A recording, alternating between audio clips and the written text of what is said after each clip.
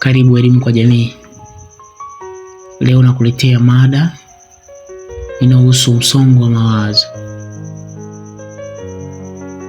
Tunapoongelea msongo wa mawazo,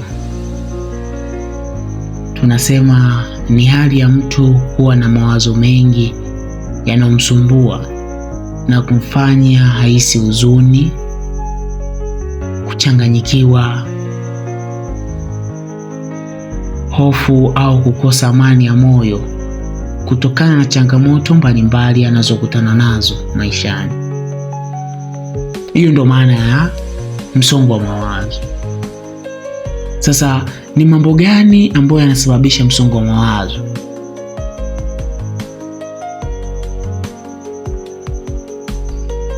Jambo la kwanza ni shida za kifamilia. Shida za kifamilia tunaongelea ni ugomvi, labda familia kugombana, baba na mama. Hiyo inaweza ikasababisha msongo wa mawazo. Labda kutengana kwa familia, labda kipindi baada ya ugomvi baba anaamua kumwacha mama, kwa mtoto anabaki katika hali ya msongo wa mawazo, anahitaji sonona.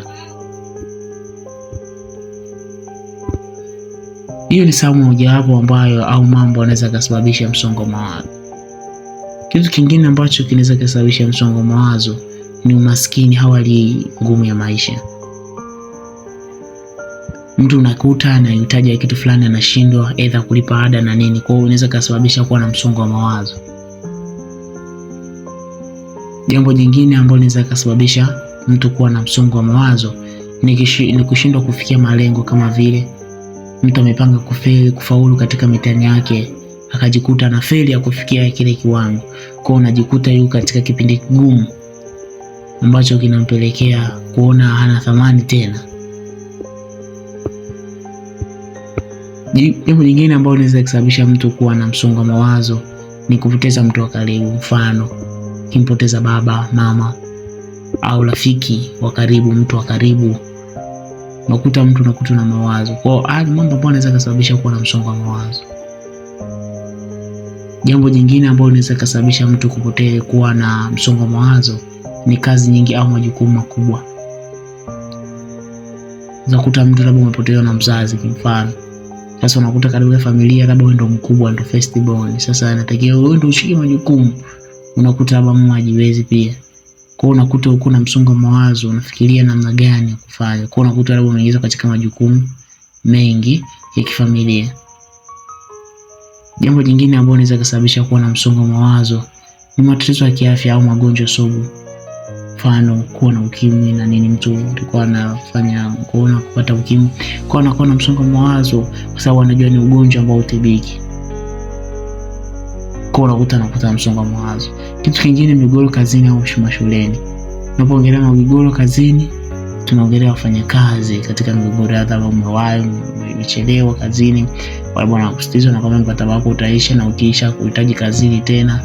Kuna wengine wanakuambia shuleni labda una mgogoro kati ya mwalimu na wewe, kufeli kazi yake au kutofanya kazi vizuri kazi yake ya darasani. Kwa hiyo inaweza kusababisha kuwa na msongo wa mawazo. Kitu kingine mambo yanaweza kusababisha kuwa na msongo wa mawazo ni matumizi ya madawa ya kulevya. Mfano, pombe kupita kiasi. Kwa hiyo kutumia pombe kupita kiasi, mtu anaona kama ili kupunguza hichi kitu, kufikiria hichi kitu kwamba nimepitia hali ngumu, anaona kwamba labda nikinywa pombe naweza nikapunguza kiasi, lakini hapana, pombe inazidi kuongeza msongo wa mawazo. Kwa hiyo hayo ni mambo ambayo yanaweza kusababisha mtu kuwa na msongo wa mawazo. Kwa hiyo kipindi kinachokuja tutasoma dalili za msongo wa mawazo au dalili zinazoonyesha huyu mtu kwamba ana msongo wa mawazo. Usisahau kusubscribe, kushare na kulike video hii kwa mwendelezo zaidi.